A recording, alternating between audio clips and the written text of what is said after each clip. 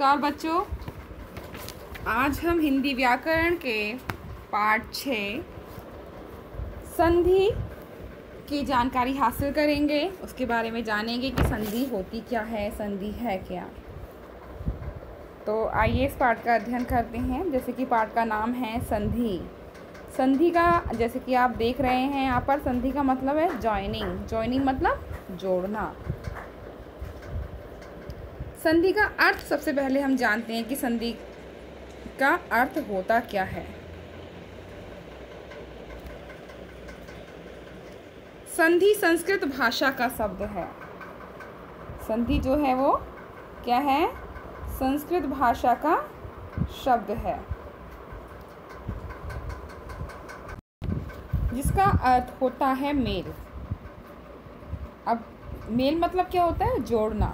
ठीक है। तो संस्कृत जो ये संधि है, संस्कृत भाषा का शब्द है और इसका अर्थ है मेल कराना यानी जोड़ना। अब किसको जोड़ना? दो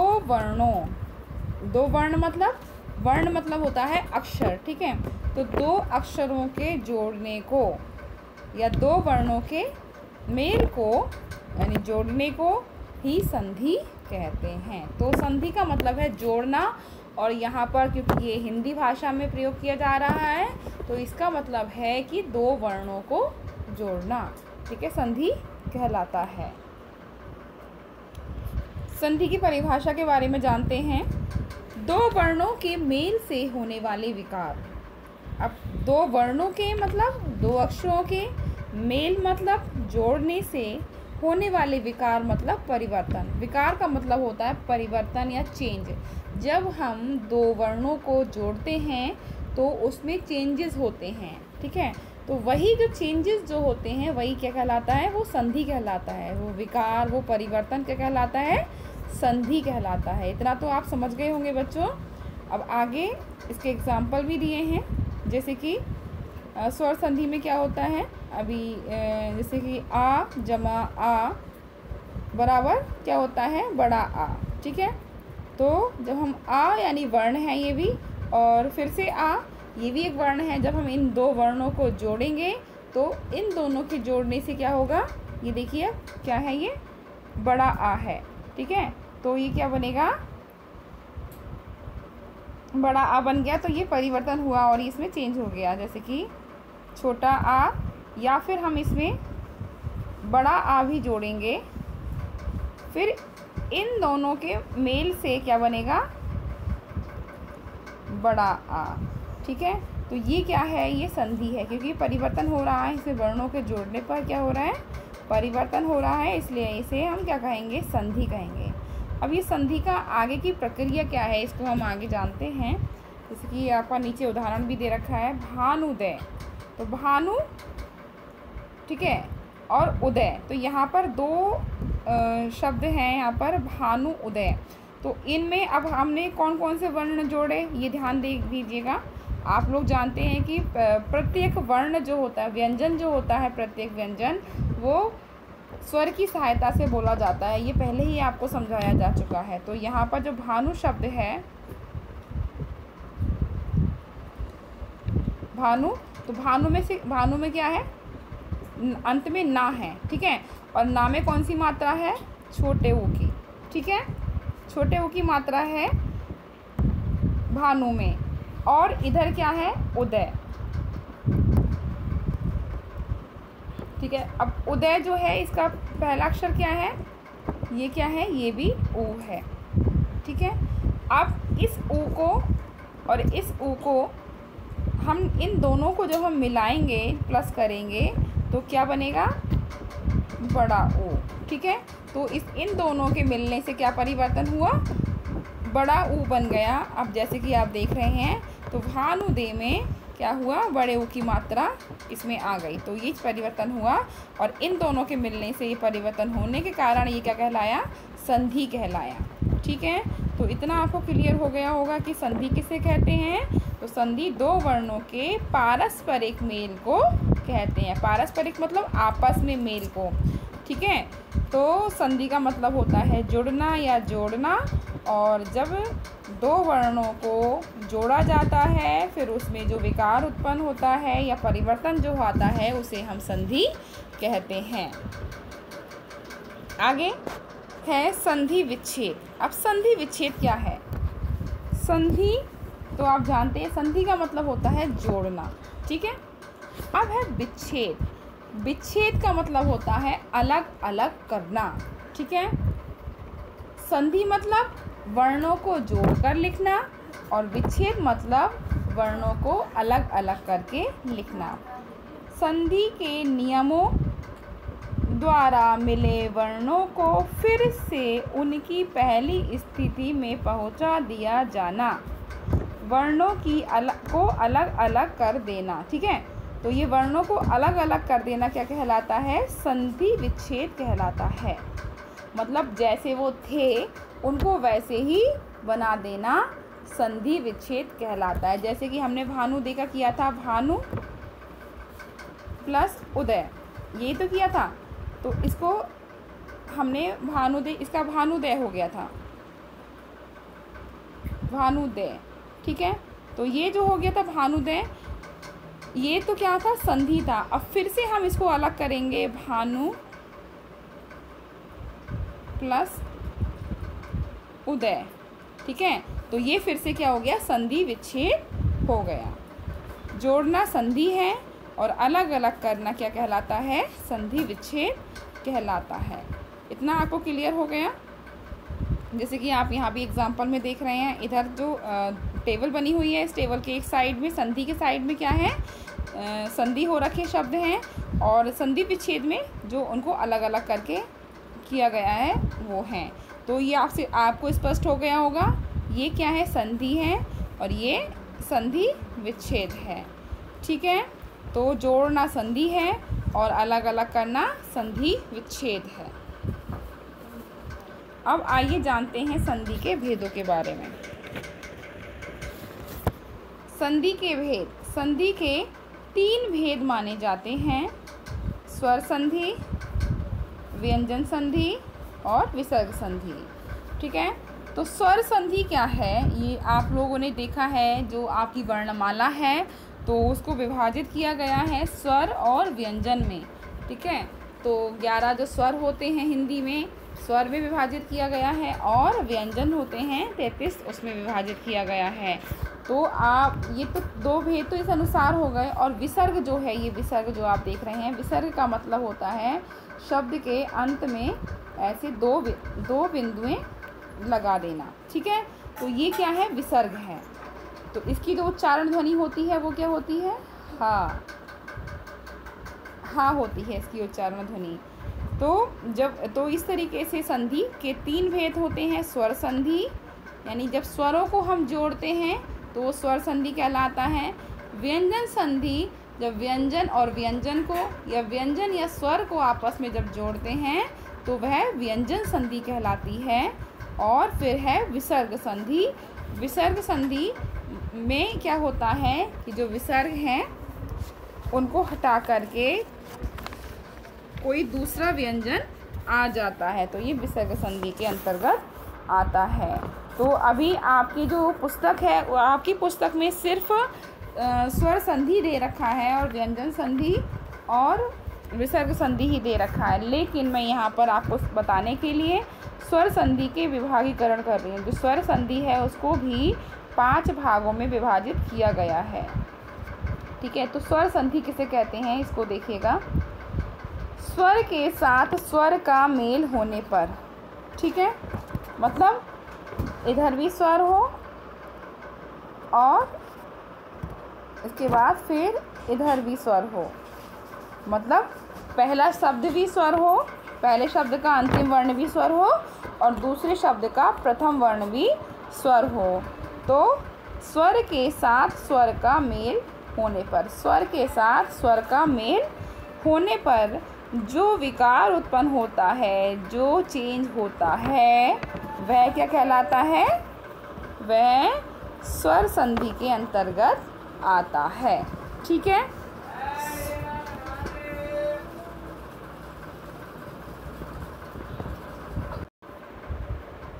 वह जो आता है वो स्वर संधि के अंतर्गत आता है। जैसे कि यहाँ पर एग्जाम्पल भी दिए हैं।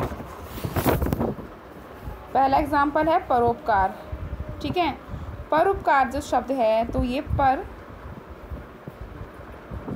प्लस यानी जमा का साइन जो है ये उपकार।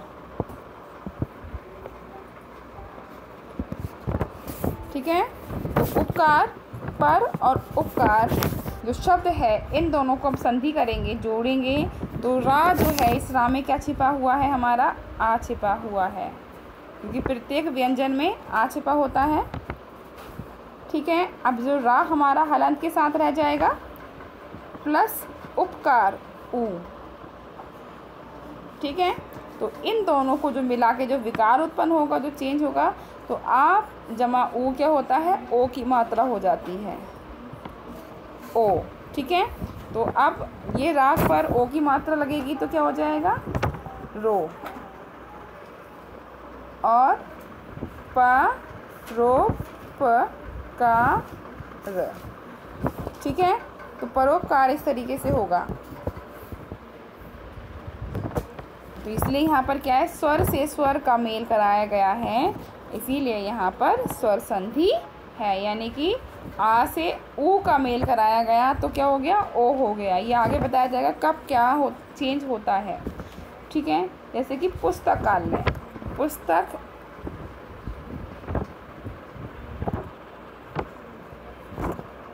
प्लस आलय। ठीक है, तो पुस्तक में क्या है, आ है, यहाँ पर का में क्या है, आ, और का हमारा हलंत के साथ रह गया ये वाला का। ठीक है, क्योंकि का आधा हो गया, आ निकल गया, इसमें से आ निकल गया यहाँ पर। इसके बाद यहाँ पर क्या है, आ यानी बड़ा आ, तो इन दोनों को मिलाकर क्या हुआ, बड़ा आ। ठीक है, चाहे हम छोटा आ में बड़ा आ मिलाएं या बड़े आ में छोटा आ मिलाएं, दोनों का जो परिणाम होता है वो बड़ा आ ही होता है। तो इस तरीके से अब जब का में आ मिला बड़ा आ, तो बड़ा आ हो गया का। ठीक है, और पुस्तकालय, पुस्तका, यहाँ पे क्या बचा हमारा, लय। इस तरीके से पुस्तकालय हो गया। ठीक है, तो ये मैंने अभी एग्जाम्पल ऐसे ही बताया है, आपको एक्सप्लेन बाद में कराया जाएगा कि किस अक्षर के जुड़ने से कौन सा वर्ण बनता है। तो इसलिए आप कंफ्यूज ना हो ये कैसे हुआ है, सिर्फ आपको इसलिए बताया गया है कि स्वरों के जोड़ने से, स्वरों के आपस में जुड़ने से जो होता है वो स्वर संधि होती है। आपको इतना ध्यान रखना है पहले कि दोनों स्वर हों। ठीक है, दोनों स्वर को जब हम जोड़ेंगे, इधर लास्ट जो पहला वाला शब्द है उसका अंतिम स्वर जो हो वो भी स्वर हो, वर्ण जो स्वर है, और दूसरे शब्द का प्रथम वर्ण जो है वो भी स्वर हो, तो दोनों का वर्ण जो है वो स्वर होगा। तो स्वर से स्वर को प्लस करने पर भी स्वर बनेगा और ये स्वर संधि के अंतर्गत आएगा। अब स्वर संधि के कितने भेद होते हैं, 5 भेद होते हैं। ठीक है, अभी हम स्वर संधि के बारे में जान रहे हैं। ये देखिए स्वर संधि, स्वर संधि को पहले तो आप इतना क्लियर कर लीजिए कि स्वर से स्वर का मेल कराने पर जो विकार उत्पन्न होता है उसे स्वर संधि कहते हैं। किससे, स्वर से स्वर का मेल कराने पर जो विकार या परिवर्तन उत्पन्न होता है उसे हम क्या कहते हैं, उसे हम स्वर संधि कहते हैं। दूसरी चीज़, स्वर संधि के 5 भेद होते हैं। अभी स्वर संधि का डिस्कशन चल रहा है। ठीक है, इसके बाद देखिएगा अब वो 5 भेद कौन कौन से होते हैं। वो पहला भेद है उसमें से दीर्घ संधि। पहला भेद क्या है, दीर्घ संधि। दीर्घ का मतलब होता है बड़ा। जैसे कि आप हिंदी में अक्षर पढ़ते हैं, ह्रस्व स्वर, दीर्घ स्वर। ठीक है, ह्रस्व मतलब होता है, ह्रस्व का मतलब होता है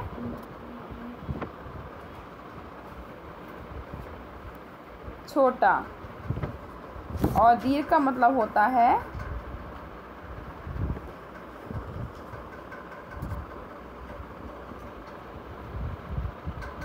बड़ा। ठीक है, तो दीर्घ का मतलब होता है बड़ा और ह्रस्व का मतलब होता है छोटा। इतना आप माइंड में रखिए। ठीक है, और इसीलिए दीर्घ इसमें स्वर बनता है। इसमें जब हम प्लस करते हैं तो दीर्घ स्वर बनता है, इसीलिए इस संधि का नाम जो है वो दीर्घ संधि है। ठीक है, अभी इसको हम पढ़ते हैं कि क्या है इस परिभाषा में।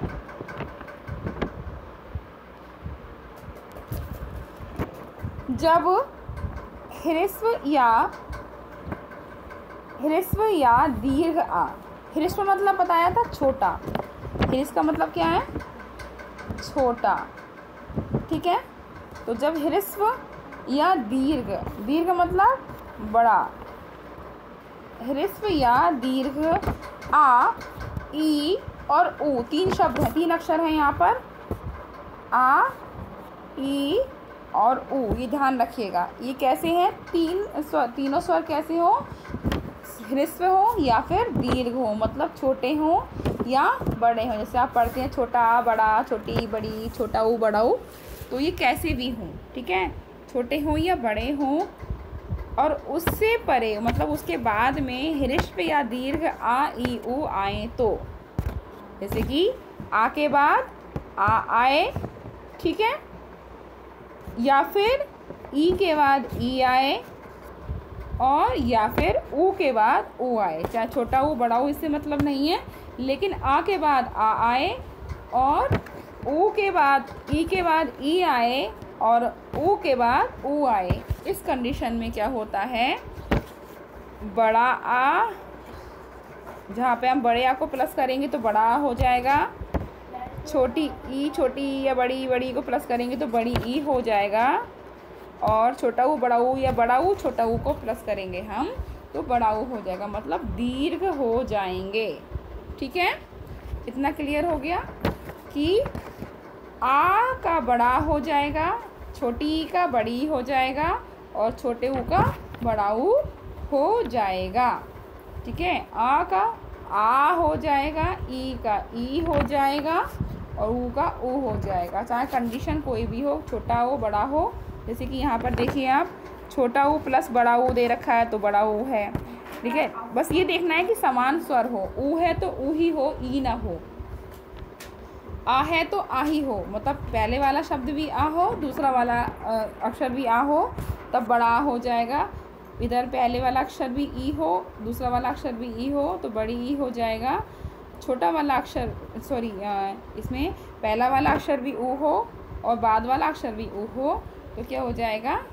बड़ा ऊ हो जाएगा। जैसे कि मैं एग्जांपल बताती हूँ आपको, इसमें एग्जांपल दे रखा है।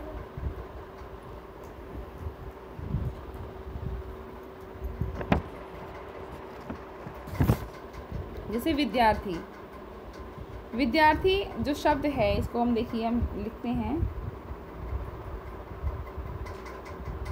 विद्या, ठीक है, प्लस अर्थी।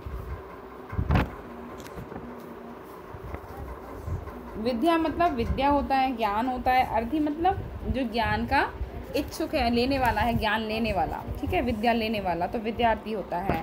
अब इन दोनों शब्दों की हमें क्या करना है? मेल कराना है, संधि करानी है। तो हम कैसे संधि कराएंगे? ध्यान रखिए संधि क्या होता है, क्योंकि आप पहली बार अब ये चीज़ सीख रहे हैं तो इसलिए बहुत ध्यानपूर्वक आपको ये सीखना है कि ये होता है। बिल्कुल भी कंफ्यूज नहीं होना है। मैं बिल्कुल छोटी छोटी बातें आपको एक्सप्लेन कर रही हूँ।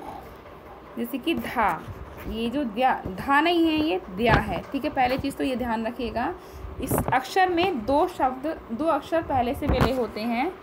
दा प्लस या मिलकर बनता है द्या। ठीक है, विद्या होता है, विद्या नहीं होता है। पहली चीज़ तो ये क्लियर कर लीजिए। अब आगे देखिएगा, इस द्या में जो अंतिम वर्ण जो है यहाँ पर वो क्या है? बड़ा आ है। क्या है? बड़े आ की मात्रा लग रही है ना, तो यहाँ पर क्या है? बड़ा आ है। अब जब हमारा बड़ा आ यहाँ पर निकल गया तो यहाँ पर क्या रह गया? हमारा दा, आधा दा रह गया, क्योंकि यहाँ पर आधा दा मिलकर बना है ये इस तरीके से। ठीक है, तो आधा दा रह गया हमारा। यहाँ पर आ है, आ निकला, और इधर क्या है? इधर का इसका पहला अक्षर क्या है? आ है। ठीक है, अब इन दोनों को जब हम मेल कराएंगे, अब ये ध्यान दीजिएगा क्योंकि इधर भी आ है और इधर भी आ है, ठीक है। तो पहली चीज़ तो क्या है, इधर भी आ है और इधर भी आ है, ये स्वर हैं दोनों, तो स्वर संधि के अंतर्गत आते हैं। दूसरी चीज़ है यहाँ पे इस डेफिनेशन के अनुसार जो ये परिभाषा दे रखी है, इसमें दे रखा है ह्रस्व या दीर्घ कोई हो लेकिन आमने सामने जो शब्द हो, जो अक्षर हो वो सेम हो, यानी आ है तो आ रहा है, तो यहाँ पर भी आ है और इधर भी आ है, ठीक है। तो इन दोनों के मेल से क्या बनेगा, यहाँ पर बड़ा आ बनेगा, ठीक है। अब दा में दा था और यहाँ पर या था ये, ठीक है। इसमें हमारा क्या मिला, बड़ा आ, तो क्या हो गया, विद्या, विद्या हो गया, ठीक है। और हमारा सिर्फ क्या बचा था फिर, अब थी बचा, अर्थी बचा, तो यहाँ पर हमारा विद्यार्थी आ गया, ठीक है। तो इस तरीके से ये संधि हुई है। अगला उदाहरण देख लीजिए इसमें।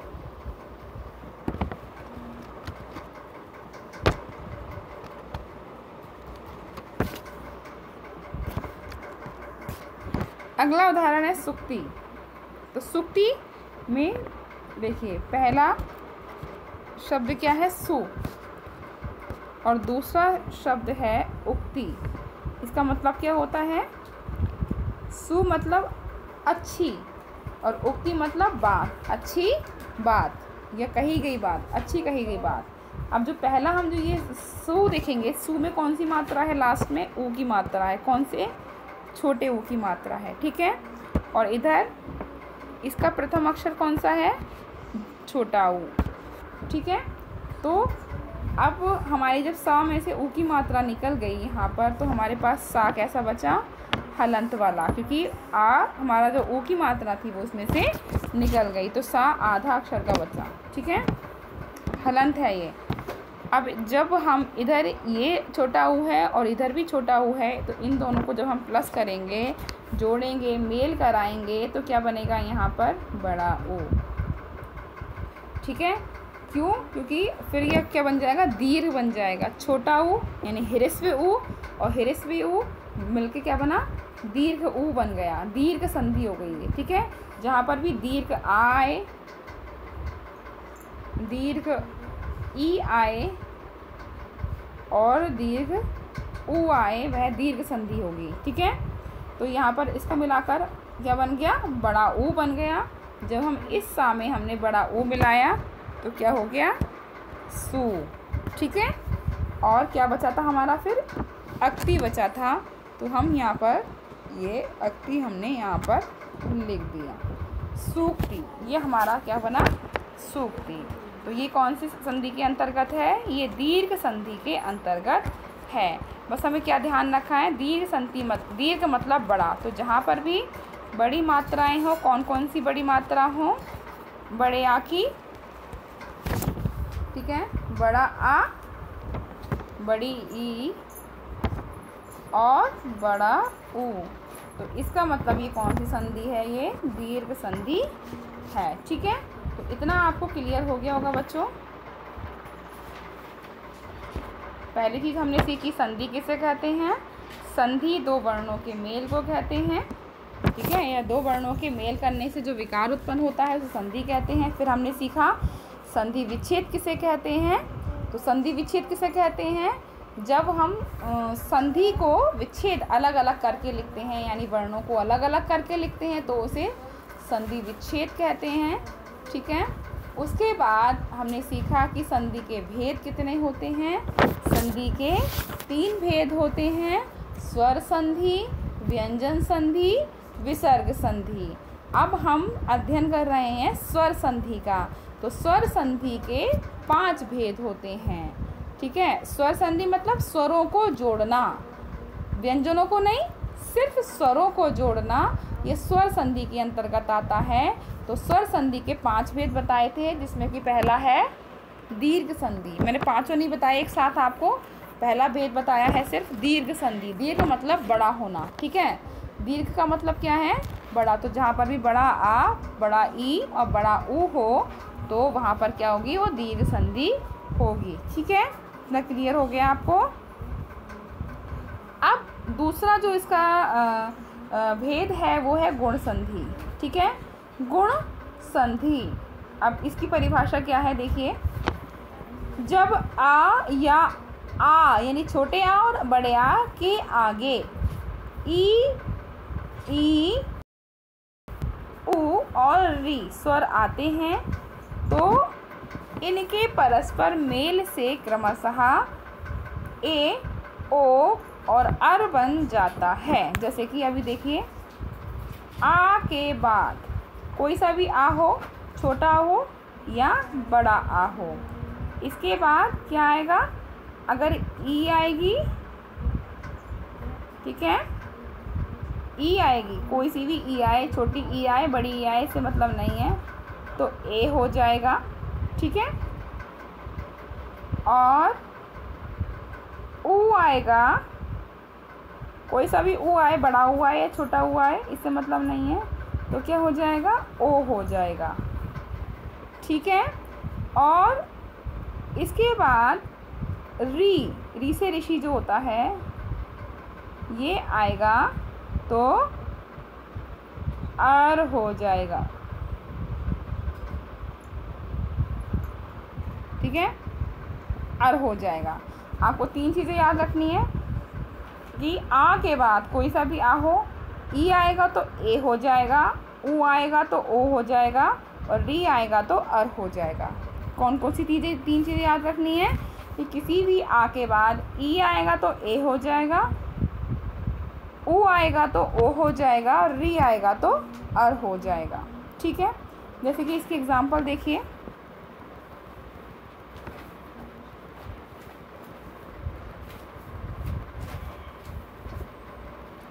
इसकी एग्जांपल है, पहला एग्जांपल देखिए, महा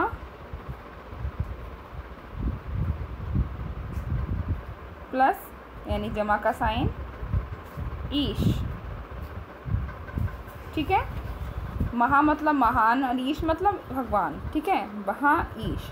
अब जब इन दोनों की हम संधि कराएंगे तो हम पहले क्या देखेंगे, ये जो पहला जो शब्द है इसका अंतिम वर्ण क्या है, बड़ा आ। ठीक है, क्या है ये, बड़ा आ, यानी हा पर कौन सी मात्रा लगी है, बड़े आ की लगी है, तो जब बड़ा आ यहाँ पर निकल गया तो हमारा हा कैसा रह गया, हलंत के साथ। ठीक है, हलंत मतलब आधा अक्षर। ओके, अब इधर क्या है, इस शब्द के पहला अक्षर क्या है, बड़ी ई। ठीक है, बड़ी ई।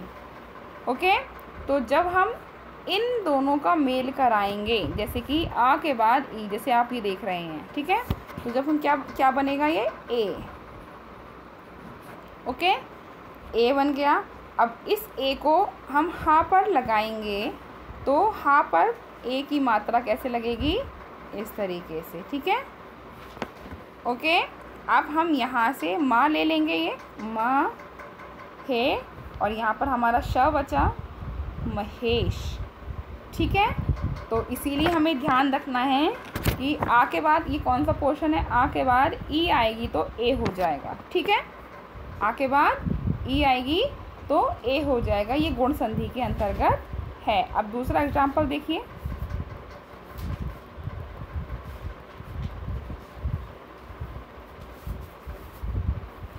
दूसरा एग्जाम्पल है जल उर्मी।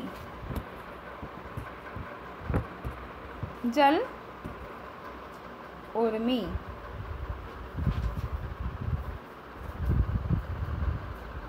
जल उर्मी। अब देखिए, जल जो है, ये अक्षर जो है जल, इसका अंतिम वर्ण क्या है, आ। अब ये आप लोग कहेंगे आ क्यों है, क्योंकि आपको बता रखा है कि प्रत्येक व्यंजन में आ मिला होता है। तो ला व्यंजन है तो ला में क्या मिला हुआ है, आ। अब हमने इसमें से आ अलग कर लिया तो हमारे पास क्या बचा, ला हलंत के साथ, मतलब ला आधा। ठीक है, आधा ला है ये। अब दूसरा जो शब्द है उसका प्रथम वर्ण क्या है, पहला वर्ण क्या है, वो है ऊ। ठीक है, ये हमारा ऊ है।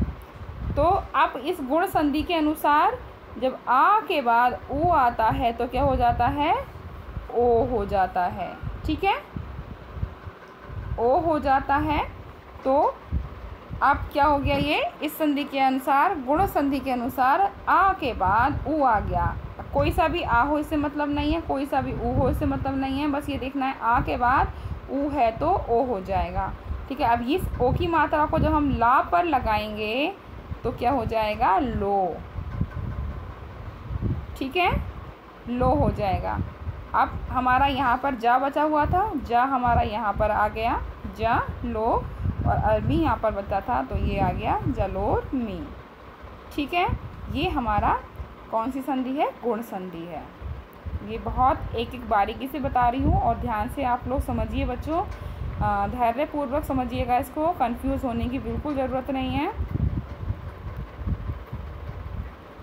अब अगली जो अगला उदाहरण है उससे हम समझ सकते हैं आगे, अर की मात्रा जो री की मात्रा है उससे संबंधित है। ठीक है, तो महा प्लस यानी जमा ऋषि। ठीक है, महा जमा ऋषि, जब हम इनकी संधि कराएंगे तो इस हमारे पहले शब्द का अंतिम वर्ण क्या है, आ, यानी बड़ा आ, दीर्घ आ। ठीक है, और इसका दूसरे वाले शब्द का प्रथम वर्ण क्या है, री। ठीक है, अब यहाँ पर जो हमारा बड़ा आ की मात्रा यहाँ निकल गई थी तो हा हमारा कैसा रह गया, हलंत के साथ रह गया।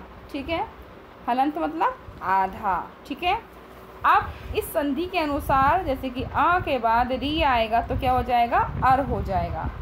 तो इन दोनों को हमने संधि कराया तो क्या हो गया, अर। ठीक है, अर हो गया। अब ये अर हो गया। अब ये ध्यान रखिएगा, ये जो जो रा की मात्रा है यानी आधे रा की मात्रा है, ये ऊपर लगती है अक्षर के ऊपर। ठीक है, ये अक्षर के ऊपर लगती है और जहाँ पर बोली जाती है जहाँ पर बोली जाती है उसके बाद वाले अक्षर पर लगती है। ठीक है, ये ध्यान रखना है। तो जब हम इस हा में आ मिलाएंगे तो हमारा हा क्या हो जाएगा, पूरा हो जाएगा। ठीक है, हा पूरा हो गया। इधर हमारा माँ बचा था, ये माँ हम यहाँ पर आ जाएगा, महा। ओके, अब हमारा क्या बचा, र, ये वाली मात्रा, और शी। और मैंने बताया ये मात्रा जो है ऊपर लग जाती है अक्षर के ऊपर। तो जो ऊपर के अक्षर के ऊपर जो रा लगता है वो किस तरीके से लगता है, शा के ऊपर हम जब ये रा लगाएंगे जिस लाइक दिस, ऐसे लगेगा, और इस पर छोटी की मात्रा लगाएंगे तो इस तरीके से। तो ये पूरा शब्द जो बन गया ये महर्षि बन गया है। ठीक है, अब ये आपको क्लियर हो गया होगा। ये वाली जो मात्रा है अर की मात्रा है, इसमें बहुत सारे बच्चे कंफ्यूज रहते हैं इस मात्रा में। ठीक है, ये भी पता लग गया होगा कि ये जब भी हम उच्चारण करते हैं तो उसके बाद वाले अक्षर पर लगती है। जैसे कि म, ह, र, म, ह, रा की आवाज़ यहाँ पर आ रही है लेकिन हमने किस पर लगाई है, शा पर लगाई है। ठीक है, तो ये ध्यान रखना, जहाँ भी उच्चारित करते हैं इसको रा को, उसके बाद में लगते हैं। तो महर्षि हो गया ये। ठीक है, ये तो आपको क्लियर हो गया। बस आपको ये ध्यान रखना है कि गुण संधि की पहचान क्या है। गुण संधि की पहचान ये है कि आ के बाद में ई आएगा तो ए हो जाएगा, आ के बाद में ई आएगा, ई होगा तो ए हो जाएगा। ठीक है, आ के बाद में ऊ आएगा तो ओ हो जाएगा, आ के बाद में री आएगा तो अर हो जाएगा। ये आपको क्लियर हो गया होगा। तो ये स्वर संधि का दूसरा भेद है यानी गुण संधि। तो अभी तक आपने कौन सी संधि सीख ली, स्वर संधि के पहला भेद जो था दीर्घ संधि आप लोगों ने सीख ली, और दूसरा भेद है गुण संधि। तो गुण संधि आप लोगों ने सीख ली है। इसके बाद है आपका वृद्धि संधि। वृद्धि मतलब बढ़ना। ठीक है, वृद्धि का मतलब क्या है, बढ़ना, बड़ा होना। तो इसकी परिभाषा हम जान लेते हैं। क्या है परिभाषा इसकी, जब आ या आ के बाद, मतलब छोटे आ यानी ह्रस्व आ और दीर्घ आ के बाद ए या ऐ हो तो दोनों के स्थान पर ऐ, यदि ओ हो तो औ, दोनों के स्थान पर क्या हो जाएगा, अ हो जाएगा। इसे वृद्धि संधि कहते हैं, मतलब बड़ा हो जाना, उसी अक्षर का क्या हो जाना, बड़ा हो जाना। जैसे कि आ के बाद में क्या हो, कोई सा भी आ हो इससे मतलब नहीं है, छोटा आ हो या बड़ा आ हो, इसके बाद में क्या हो, ए हो। ठीक है, अब कोई सा भी ए हो इससे भी मतलब नहीं है, चाहे छोटा ए हो या बड़ा ए हो, लेकिन होगा क्या, बड़ा ही होगा, वृद्धि हो जाएगी इसकी। ठीक है, यानी बड़ा ए हो जाएगा, दीर्घ ए हो जाएगा, आए जिसको हम बोलते हैं। ठीक है, ऐसे ही अगर आ के बाद में क्या हो, ओ हो, कौन सा ओ हो, कोई सा भी ओ हो या औ हो, इसका भी क्या हो जाएगा,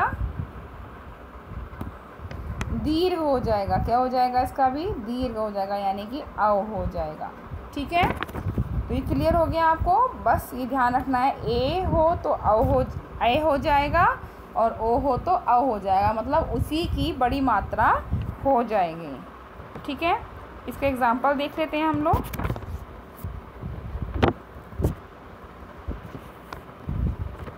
इसका एग्जाम्पल पहला है परम औषधम, औषध, परम औषध।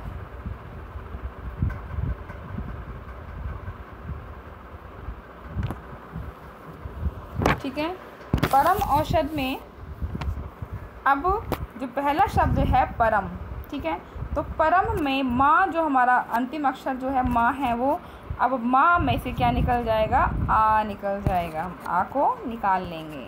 ठीक है, क्योंकि माँ में आ मिला होता है। अब माँ हमारा कैसा रह जाएगा, हलंत के साथ रह जाएगा, यानी आधा रह जाएगा। ठीक है, इसके बाद जो ये दूसरा वाला शब्द है, इसका प्रथम अक्षर जो है जिससे हम इसको जोड़ेंगे वो क्या है, औ है। ठीक है, औ। ओके, अब आपको बताया है कि आ के बाद औ हो तो औ ही हो जाएगा। क्या हो जाएगा, औ हो जाएगा।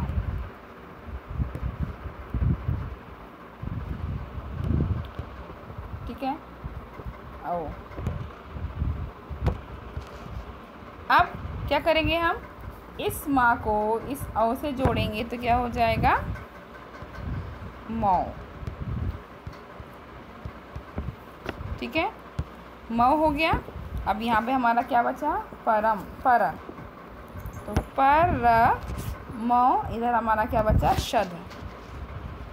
तो जब हम संधि करेंगे तो इस तरीके से संधि हो जाएगी, परम औषध। ये हमारा परम औषध इस प्रकार से हो गया। इसका क्या हो गया, औ हो गया।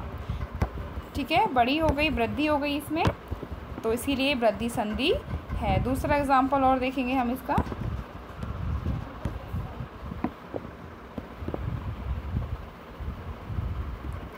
दूसरे एग्जाम्पल में कौन सी मात्रा है, ए की मात्रा है, जैसे कि महा,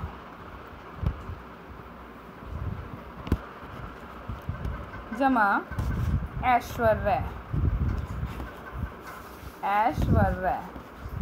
ठीक है, अब जो ये शब्द है महा जमा ऐश्वर्य, इसका जो महा का अंतिम जो वर्ण है वो क्या है, बड़ा आ। ठीक है, बड़ा आ है, और इस शब्द का ऐश्वर्य का प्रथम अक्षर क्या है, आय। ठीक है, तो यहाँ पर क्या है, ये देखिए आ के बाद में ए हो तो ए ही हो जाता है, यानी वृद्धि ही हो जाती है, ए हो जाएगा। ठीक है, अब ये हा हमारा हलंत के साथ रह गया यहाँ पर, क्योंकि आ निकल गया। अब इस हा में हमने ए की मात्रा जोड़ी तो क्या हो गया, है। ओके, है हो गया। और ये हमारा यहाँ पर मा रह गया था, म है, यहाँ पर शर्र हो गया था, श व रा, महेश्वर्या। ठीक है, तो ये दोनों ही चीज़ें आपको क्लियर हो गई होंगी कि इसमें वृद्धि संधि में दो मात्राओं का है। कौन सी मात्राओं का, ऐ की और औ की मात्रा, ये ध्यान रखनी है। ऐ की मात्रा और औ की मात्रा है वृद्धि संधि की पहचान। ये देखो ऐ की मात्रा है और ये सारी क्या है, औ की मात्रा। ये दो मात्रा, ये जो है ये वृद्धि संधि की पहचान है। ठीक है, क्लियर हो गया। अभी हम आगे बढ़ते हैं। ये तीसरा उदाहरण था, तीसरा भेद था स्वर संधि का। पहला भेद था दीर्घ संधि, दूसरा भेद था क्या था, दूसरा गुण संधि, और तीसरा भेद है ये वृद्धि। अब चौथा भेद है यण संधि। ठीक है, अब यण संधि की परिभाषा हम जान लेते हैं कि यण संधि क्या होती है। जब ई या ई के बाद, ठीक है, कौन सी ई के बाद, ह्रस्वी या दीर्घ ई के बाद ई वर्ण के अतिरिक्त, मतलब इनके अलावा, अतिरिक्त मतलब इनके अलावा कोई अन्य स्वर आता है तो ई और ई के स्थान पर क्या हो जाता है, या हो जाता है, ठीक है।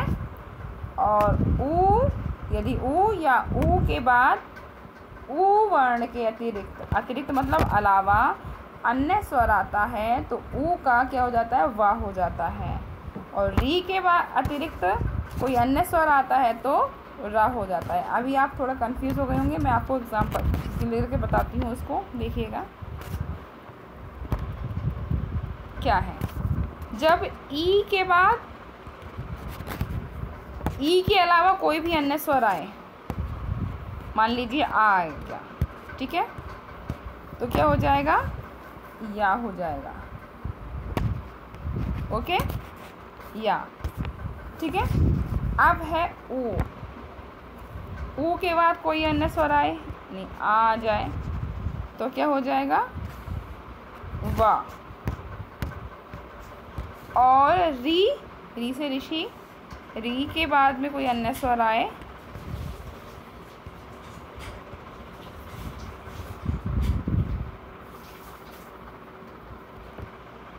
तो क्या हो जाएगा, रा हो जाएगा हलंत के साथ, ठीक है। ये तीन चीज़ें आप याद रखेंगे, या, वा और रा, ठीक है। या, वा और रा, ये यण संधि की पहचान है। ई के बाद आ आए तो या हो जाएगा, ऊ के बाद आ आए तो वा हो जाएगा, री के बाद आ आए तो रा हो जाएगा। ये यण संधि की पहचान है। आइए एग्जाम्पल से हम समझते हैं, जिसमें एग्जाम्पल दिए हुए हैं।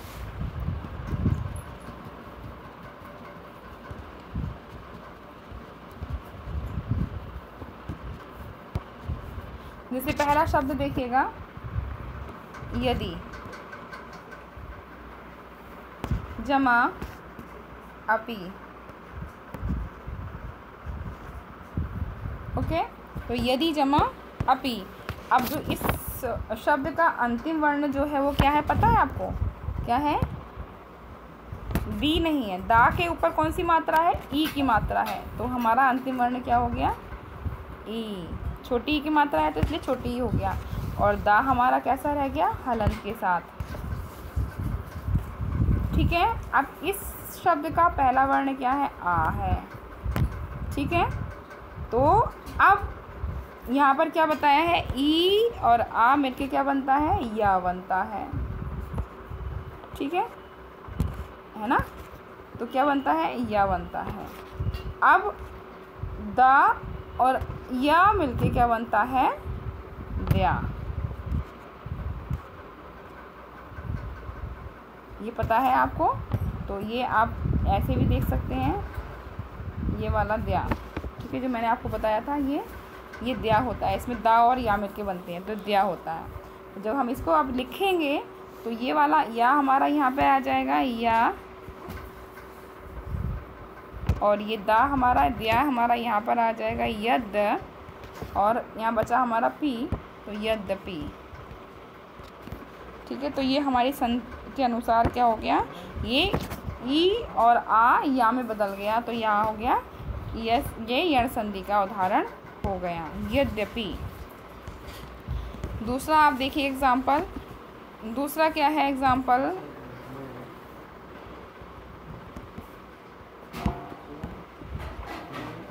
दूसरा एग्जाम्पल है देवी आगमम, आगम, ठीक है, देवी आगम। अब देवी आगम को जब हम संधि करेंगे तो हम किस प्रकार करेंगे, देवी जमा आगम, ठीक है। अब ये दो शब्द हैं, इनको हम जब संधि करेंगे, जोड़ेंगे, तो पहले हम इसका अंतिम वर्ण लेंगे, तो क्या है वो, ई की मात्रा है। कौन सी की मात्रा है, बड़ी की मात्रा है, वहाँ पे बड़ी की मात्रा है ना, तो देवी प्लस यानी जमा का साइन आ। इसका प्रथम वर्ण क्या है? आ है। ठीक है, तो यहाँ पर अभी हम जो वा से हमारा बड़ी निकला था, वह हमारा हलन के साथ रह गया अभी। अब जो इन दोनों को हम क्या कराएंगे? संधि कराएंगे, तो क्या हो जाएगा? या हो जाएगा। पता है आपको कौन सा या हो जाएगा? या मतलब या के ऊपर आ की मात्रा।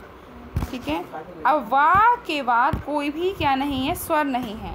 ठीक है, तो वा हमारा सीधा क्या हो जाएगा? आधा लिखा जाएगा या से पहले।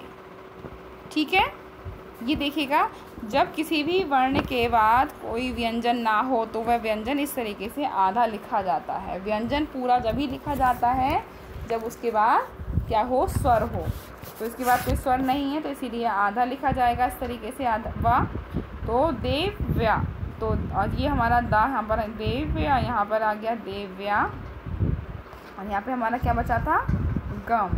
तो गम हमारा यहाँ पर आ गया, क्योंकि आ निकल चुका था ये, तो यहाँ पे गम बचा, तो देव्यागम इस तरीके से संधि हुई, और इसलिए या हुआ है यहाँ पर। तो ये या मतलब यण संधि का उदाहरण है। ई का क्या हो जाता है? आ हो जाता है, ये यण संधि का उदाहरण है। तो इसीलिए क्या है ये? ऐसे आप एक एग्जाम्पल और देख सकते हैं जो इसमें नहीं दिया हुआ है, मैं समझा रही हूँ आपको। स्वागतम, सु जमा आगत, वो भी ऐसे ही होगा आपका, इस तरीके से ये हुआ है। तो सा में कौन सी मात्रा है? ऊ। ठीक है, और यहाँ पर आ, तो ऊ और आ मिलकर क्या बनता है? वा। ठीक है, ये दिया हुआ है, वा मिलता है, वा बनता है, तो वा बन गया। अब हमारा सा कैसा रह गया था? हलंत के अनुसार, हलंत का रह गया था ये। ठीक है, क्योंकि ऊ की मात्रा निकल गई थी।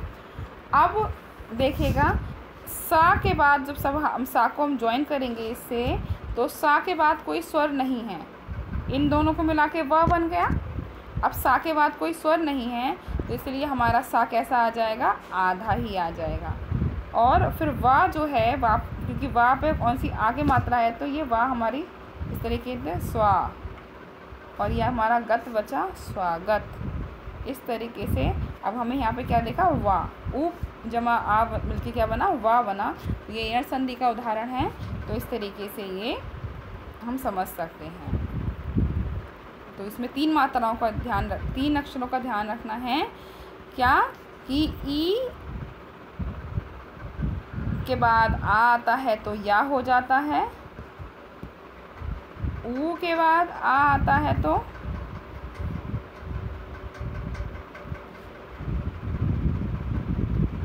वा हो जाता है, और री के बाद आ आता है तो वो रा हो जाता है। ठीक है, तो ये आप देख सकते हैं। ये हमें तीनों मात्राओं का ध्यान रखना है। ठीक है, और ये तीन चीज़ें हमें याद रखनी है। ई, ऊ और री, इनके बाद आ आता है तो या, वा, रा में चेंज हो जाएंगे। ये अब तक आपको क्लियर हो गया होगा। ये चौथा भेद है स्वर संधि का, यण संधि। पहला भेद था दीर्घ संधि, दूसरा भेद था गुण संधि, और तीसरा भेद था वृद्धि संधि, चौथा भेद है यण संधि। अब आगे चलते हैं। आगे है इसके बाद आप लोगों का यण संधि के बाद आती है आपकी अयादि संधि। ठीक है, अयादि संधि।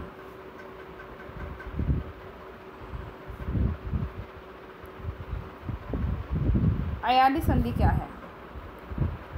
ए या ऐ के बाद ए वर्ण के अतिरिक्त कोई अन्य स्वर आता है तो ए का ऐ का आय हो जाता है। यदि ओ या औ के बाद औ वर्ण के अतिरिक्त कोई अन्य वर्ण आता है तो अव हो जाता है, और औ का आव हो जाता है। देखिए इसको, इस परिभाषा से समझ में नहीं आएगा आपको। ये ए के बाद, ए या ऐ के बाद ए के अतिरिक्त कोई अन्य वर्ण आता है, जैसे कि ए के बाद कोई सा भी ए हो, छोटा ए हो या फिर बड़ा ए हो, इसके बाद क्या आ जाए, कोई अन्य वर्ण आ जाए, ए नहीं आए बस, ठीक है। जैसे कि आ जाए तो क्या हो जाएगा इसका, आए हो जाएगा। क्या हो जाएगा इसका, क्योंकि बड़ी की मात्रा है तो आए हो जाएगा।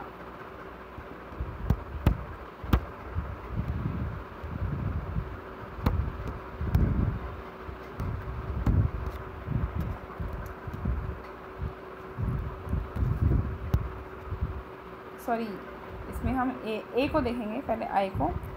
बड़ी ए की मात्रा के बाद आएगा तो आए होगा, और छोटी ए की मात्रा के बाद आएगा तो आए होगा, ठीक है। ये ध्यान रखना, बड़ी ए की मात्रा के बाद आएगा तो आए, और छोटी ए की मात्रा के बाद आएगा तो आए हो जाएगा, ठीक है। इसके बाद देखिएगा ओ की मात्रा, ओ, छोटी ओ की मात्रा के बाद आएगा तो अब हो जाएगा, और बड़े ओ की मात्रा के बाद आएगा तो आव हो जाएगा, ठीक है। ये दो चीज़ें हमें ध्यान रखनी है, क्या कि छोटी ए के बाद आएगा तो आए, बड़ी ए के बाद आएगा तो आए, ऐसे ही छोटे ओ के बाद आएगा तो अब, और बड़े ओ के बाद आएगा तो आव। तो ये 4 चीज़ें हमें ध्यान रखनी हैं, आए और आए, अब और अब। इसके एग्ज़ाम्पल देख लेते हैं। जैसे कि पहला एग्ज़ाम्पल है इसमें, गए जमा अक, गए, ठीक है, जमा अक।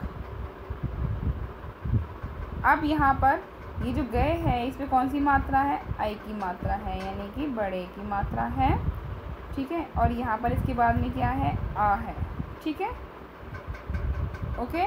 अब यहाँ ग से एक आई निकल गया यहाँ पर, तो हमारा गा हलन के साथ बचा यहाँ पर, ये ध्यान रखना है। अब ए के बाद में आ है तो क्या हो जाएगा, ये बड़ी ए की मात्रा है इसलिए आए हो जाएगा। अगर छोटे ए की मात्रा होती तो आए हो जाता, ठीक है। तो इसीलिए यहाँ पर आए हो गया। अब ग में आ को मिलाएंगे तो क्या हो जाएगा, गा, क्योंकि गा के बाद स्वर है ये, ठीक है। अब हमारा या बचा, ये या हो गया, गाय, और ये क्या है, क बचा यहाँ पर, तो गायक। इस तरीके से क्या बना, ग आए, गाय क, गायक। दूसरा एग्जाम्पल दे रखा है इसमें,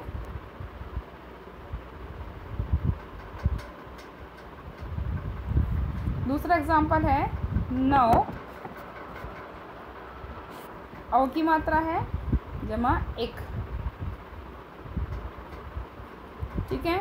अब 9 और 1 ये 2 शब्द हैं, इनको हम संधि करेंगे तो यहाँ पे अंतिम वर्ण है औ, यानी कि बड़े ओ की मात्रा, ठीक है। और इधर ई है तो अब देखिएगा कुछ अलग है, यहाँ पर सी नहीं है, तो अगर आ होता तो आव हो जाता, ठीक है।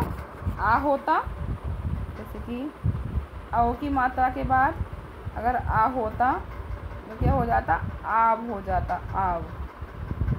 लेकिन यहाँ पर ई है तो क्या हो जाएगा, आवी, ठीक है। क्या हो जाएगा, आवी हो जाएगा, सॉरी यहाँ पर बड़े की मात्रा है, ठीक है, आवी हो जाएगा। अब यहाँ पर हमारा जो औ निकला था यहाँ पर, तो यहाँ ना हमारा कैसा रह गया, हलन के साथ रह गया, ठीक है, तो अनियादा रह गया। अब ना में हमने आ मिलाया, ये तो क्या हो गया, ना, फिर वी, और फिर हमारा यहाँ पर क्या बचा था, ये क। तो इस तरीके से ये नाविक हो गया। तो यहाँ पर हमारी ये कौन सी संधि है, ये संधि है अयादी संधि। तो इसमें छोटी ए की मात्रा है तो आए, बड़ी ए की मात्रा है तो आए, ये ध्यान रखना है। उसके बाद स्वर कैसा हो, अस्वर हो अगर तो छोटी ए की मात्रा के बाद आ है तो आए, और बड़ी ए की मात्रा के बाद आ है तो क्या हो जाएगा, आए। ऐसे ही छोटे ओ की मात्रा के बाद आ है तो अब, और बड़े ओ की मात्रा के बाद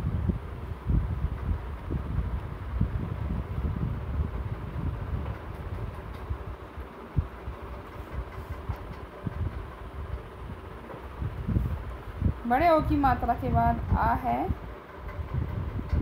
तो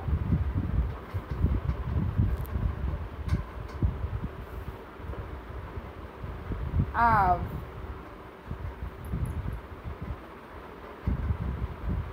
ठीक है, तो हमें ये चीज़ ध्यान रखना है, आ के बाद ए के बाद आ है तो आए, आए के बाद आ है तो आए, ओ के बाद आ है तो अब, और ओ के बाद आ है तो आव। बस ये ध्यान रखना, अगर यहाँ पे ई होगा तो आई हो जाएगा, आई हो जाएगा ये, अगर यहाँ पे ई होगा तो, ठीक है। ऊ होगा तो औ हो जाएगा। ऐसे ही यहाँ पर ये होगा, ई होगा यहाँ पर तो आई हो जाएगा, यहाँ पर ई होगा तो अभी हो जाएगा, और यहाँ पर ई होगा तो आवी हो जाएगा। इसी का ध्यान रखना है हम लोगों को। तो बच्चों, मैं सोचती हूँ कि आप लोगों को इतना बहुत अच्छे से समझ में आ गया होगा। तो हम एक बार फिर से इतना रिवाइज़ करते हैं। स्वर संधि, पहले तो हमने संधि सीखी कि दो वर्णों के मेल को हम क्या कहते हैं, संधि कहते हैं। फिर संधि विच्छेद किसे कहते हैं, वर्णों को अलग अलग लिखने को, यानी अलग अलग करके लिखने को क्या कहते हैं, संधि विच्छेद कहते हैं। दो शब्दों को हम जोड़ते हैं फिर से उन्हें अलग करते हैं तो संधि विच्छेद होता है। फिर हमने सीखा संधि के भेद। संधि के भेद कितने होते हैं, संधि के 3 भेद होते हैं, स्वर संधि, व्यंजन संधि और विसर्ग संधि। फिर हमने सीखा स्वर संधि के भेद। स्वर संधि के 5 भेद आपको सिखाए गए। पहला था दीर्घ संधि, दूसरा था गुण संधि, तीसरा वृद्धि संधि, चौथा यण संधि और 5वां अयादि संधि। ठीक है, इसके बाद आपकी ये व्यंजन संधि दे रखी हैं, इसको मैं आपको इसका संधि का पार्ट 2 उसमें समझाऊंगी मैं आपको। तो अभी आपको मैंने सिर्फ स्वर संधि समझाई है, और ये आपकी व्यंजन संधि और विसर्ग संधि ये आपको मैं समझाऊंगी। इसमें आपकी जो संधि पार्ट 2 की जो वीडियो होगी मैं उसमें आपको समझाऊंगी। तो आशा करती हूँ बच्चों कि आपको संधि, संधि विच्छेद, संधि के भेद ये आपको बहुत अच्छे से समझ में आ गया होगा। ठीक है, तो अभी आप लोग इंतज़ार करिएगा दूसरी वीडियो का, यानी संधि भाग 2। तब तक आप जो भी मैंने आपको समझाया है उसकी आप अपनी प्रैक्टिस करिएगा। ठीक है, ओके ना, धन्यवाद।